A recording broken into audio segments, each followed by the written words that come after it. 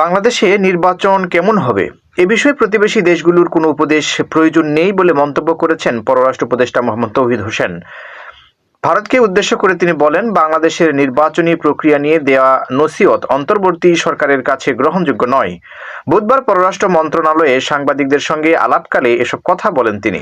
পররাষ্ট্র উপদেষ্টা বলেন, ভারতের কিছু বক্তব্য এসেছে যেখানে আমাদের নসিহত করা হয়েছে, যে নসিহত দেওয়া হয়েছে সেটার প্রয়োজন আছে বলে আমরা মনে করি না।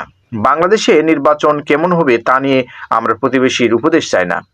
তিনি বলেন, অন্তর্বর্তী সরকার প্রথম দিন থেকেই একটি গ্রহণযোগ্য ও উচ্চমানের নির্বাচন আয়োজনের অঙ্গীকার করে আসছে, যে পরিবেশ গত 15 বছরে ছিল না। তৌহিদ হোসেন বলেন, গত আওয়ামী লীগ সরকারের সময়ে প্রহসনমূলক নির্বাচন হয়েছে। তখন ভারতের সঙ্গে সরকারের অত্যন্ত মধুর সম্পর্ক ছিল, কিন্তু সে সময় ভারত একটি শব্দ উচ্চারণ করেনি।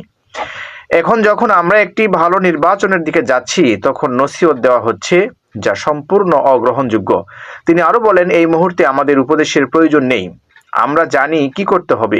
মানুষ ভোট দিতে পারবে এবং যাদের ভোট দেবে তারাই নির্বাচিত হবে। গত রোববার ঢাকায় নিযুক্ত ভারতীয় হাই কমিশনার প্রণয় ভার্মাকে দেওয়া পররাষ্ট্র মন্ত্রণালয়ে তলব করা হয়। এ বিষয়ে ভারতের পররাষ্ট্র মন্ত্রণালয় থেকে প্রকাশিত সংবাদ বিজ্ঞপ্তিতে বাংলাদেশের নির্বাচন প্রসঙ্গ উল্লেখ করা হয়েছে।